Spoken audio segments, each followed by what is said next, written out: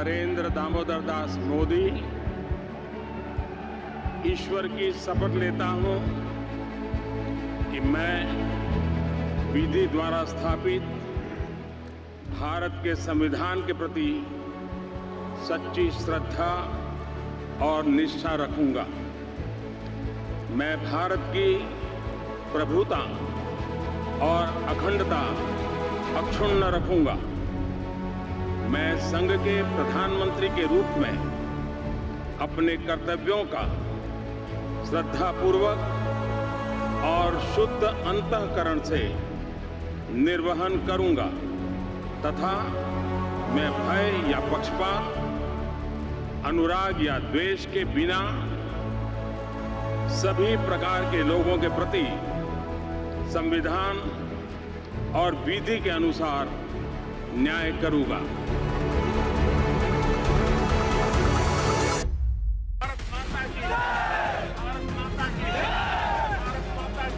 भारत माता की जय मैदान में भी गूंजती है और मिशन में भी। जब भारत के सैनिक मां भारती की जय बोलते हैं तो दुश्मन के कलेजे कांप जाते हैं।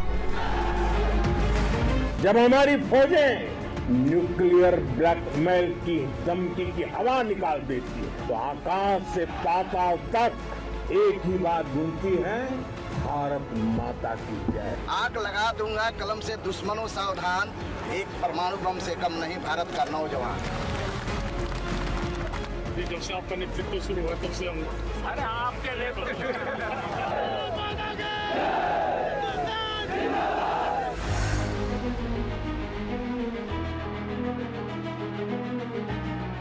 एक राजनेता जो रिकॉर्ड के शिखर पर खड़ा है। देश देख रहा है एक अकेला कितनों को भारी पड़ रहा है, एक अकेला कितनों को भारी पड़ रहा है। अरे नारे बोलने के लिए भी उनको बदल करना पड़ता है। मोदी ये बोलता है घंटे पर से आवाज आपने सवाल कीजिए, एक कन्विक्शन के कारण चलाओ। देश के लिए जीता हूँ, देश के लिए कुछ करने के लिए निकला हुआ हूँ और इसलिए ये राजनीतिक खेल खेलने वाले लोग उनके अंदर वो हौसला नहीं है, वो ढूंढ रहे हैं, बचने का रास्ता खोज रहे हैं। एक राजनेता जिसके आगे विपक्ष के सारे दांवपेच फेल होते जाते हैं। कांग्रेस पार्टी के अध्यक्ष ने कहा था ये मोदी नाचने गाने वालों को भारत रत्न दे रहा है। साथियों, 1962 में चाइना के साथ जो जंग हुआ उसके बाद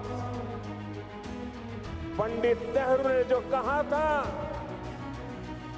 वो घाव नॉर्थ ईस्ट के लोगों के वो घाव आज भी नहीं भरे और उस घाव पर कांग्रेस की वर्तमान पीढ़ी भी नमक छिड़कने का काम कर रही है। मैं आमतौर पर मुझे कितने ही गालियां दे, मैं तो भगवान शिव का भक्त हूं, सारा जहर निगल देता। एक ग्लोबल लीडर जिसके इर्द गिर्द घूमने लगती है वैश्विक मंचों से तमाम दिग्गजों की सियासत और जरूरत।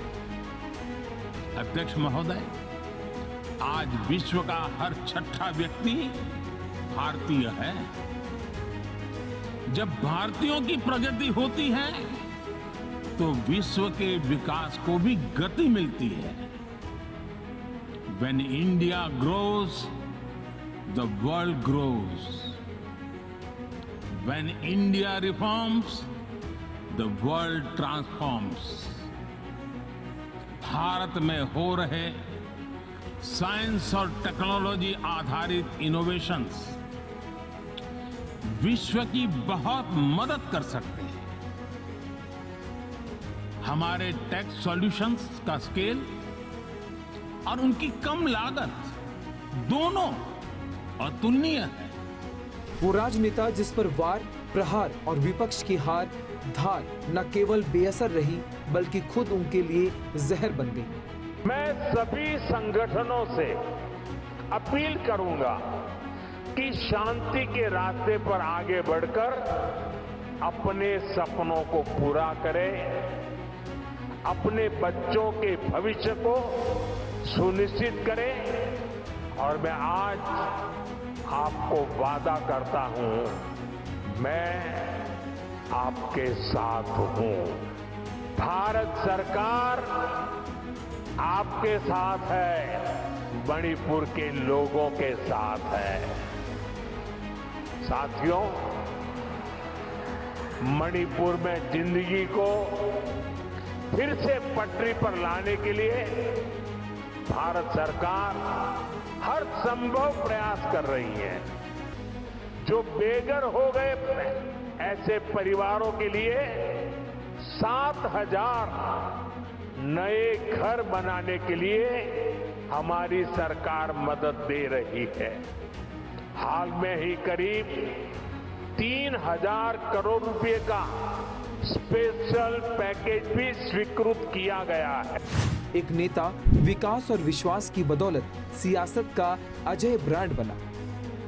ये राजनेता, ये ग्लोबल लीडर कोई और नहीं, ये है प्रधानमंत्री नरेंद्र दामोदर दास मोदी, जिसे आंखें फेर पाना किसी के लिए भी बहुत मुश्किल नहीं। लेकिन यकीन दिलाने के लिए जरा इन आंकड़ों पर निगाह डालिए।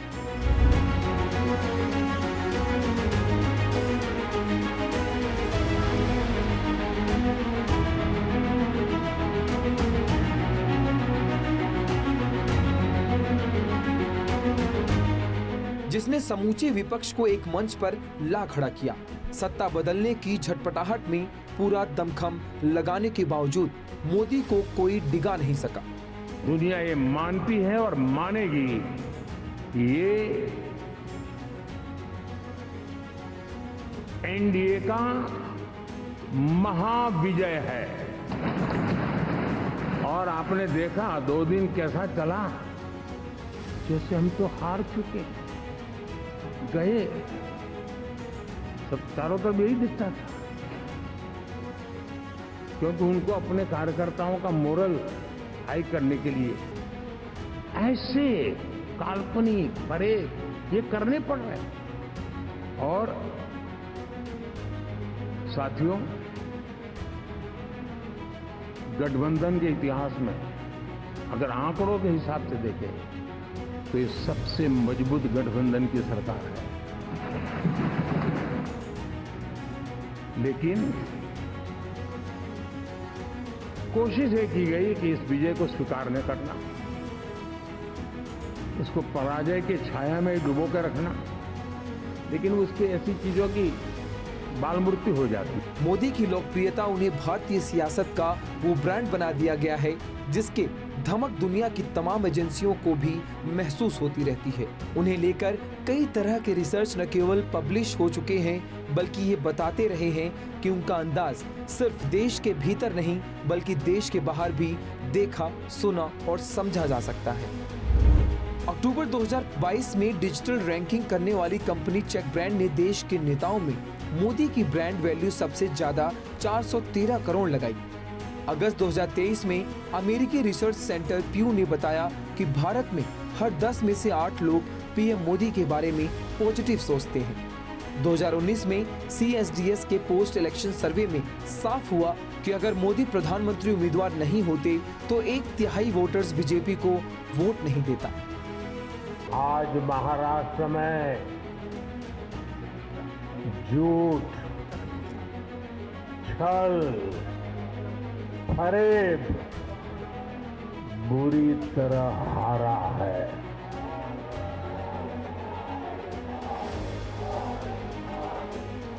विभाजनकारी ताकतें हारी है।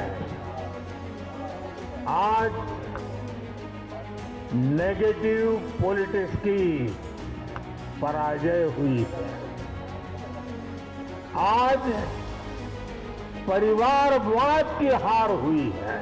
आज की ये ऐतिहासिक विजय है, ये सामान्य विजय नहीं है। दिल्ली के लोगों ने आपदा को बाहर कर दिया। एक दशक की आपदा से दिल्ली मुक्त हुई।